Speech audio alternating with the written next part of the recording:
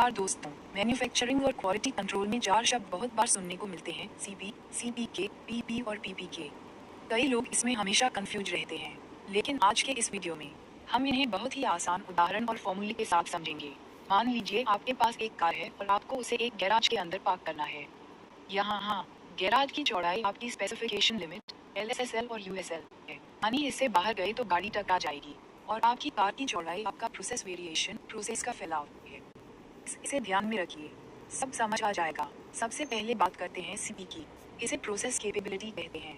इसका फॉर्मूला है USL LSL divided by 6 sigma. CP हमें सिर्फ ये बताता है कि क्या हमारी कार उस गैराज में समा सकती है, यानी क्या हमारे प्रोसेस की चौड़ाई कस्टमर की लिमिट के अंदर फिट हो सकती है। इसमें हम कार की पोजीशन नहीं देखते, सिर्फ साइज देखते हैं। अगर सीपी 1 से बड़ा है तो कार गैराज में आ सकती है। अब आता है सीपीके, यानी प्रोसेस कैपेबिलिटी इंडेक्स। इसका फॉर्मूला थोड़ा अलग है। ये USL से मीन यू और मीन से LSL की दूरी में से जो भी कम मिनिमम हो उसे चुनता है।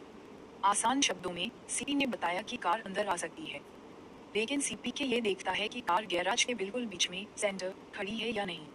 अगर कार दीवार से सट गई तो स्क्रैच लग जाएगा। इसलिए मैन्युफैक्चरिंग में हमेशा सीपीके 1.33 या उससे ज़्यादा मांगा जाता है ताकि पार्ट बिल्कुल परफेक्ट बने। अब आप सोचेंगे कि अगर सीपीके सब बता रहे हैं तो ये पीपी और पीपीके क्या है। दोस्तों, इनके फॉर्मूले बिल्कुल सीपी और सीपीके जैसे ही हैं, बस फर्क सिग्मा का है। सीपीके में हम शॉर्ट टर्म या परफेक्ट कंडीशंस का डेटा लेते हैं, लेकिन असल जिंदगी में यानी लॉन्ग टर्म में मशीन महीनों तक चलती है, शिफ्ट बदलती है, कच्चा माल बदलता है। तो पूरे इतिहास हिस्टोरिकल डेटा को नापने के लिए हम पीपी प्रोसेस परफॉर्मेंस और पीपीके का इस्तेमाल करते हैं। सीपी टेस्ट ड्राइव है और पीपी पूरे साल की असली ड्राइविंग। चलिए जल्दी से रिकैप करते हैं। सीपी सिर्फ मशीन की क्षमता देखता है, शॉर्ट टर्म। सीपीके मशीन की क्षमता और उसका सेंटर दोनों देखता है, शॉर्ट टर्म। पीपी लंबे समय लॉन्ग टर्म में मशीन का परफॉर्मेंस कैसा रहा। पीपीके लंबे समय में मशीन सेंटर से कितनी सटीक रही। Let's see one example for understanding दोस्तों। मान लीजिए हमारी फैक्ट्री में कार का फ्रंट बम्पर बनता है। कस्टमर ने हमें कहा है कि बम्पर की चौड़ाई 1500 मिलीमीटर से 1502 मिलीमीटर के बीच ही होनी चाहिए। अगर 1502 से बड़ा हुआ तो कार में फिट नहीं होगा और 1500 से छोटा हुआ तो गैप रह जाएगा। इसी बम्पर की मदद से आज हम चारों क्वालिटी टर्म्स को प्रैक्टिकली समझेंगे। सबसे पहले आता है सीपी।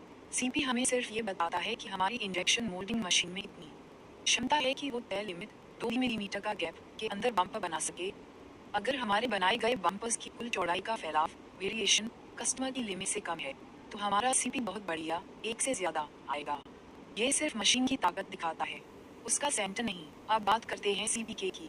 ये सबसे ज़रूरी है। सीपी ने बताया कि मशीन सही साइज बना सकती है, लेकिन सीपीके ये देखता है कि क्या बम्पर बिल्कुल टारगेट साइज 1501 मिलीमीटर पर बन रहा है या नहीं।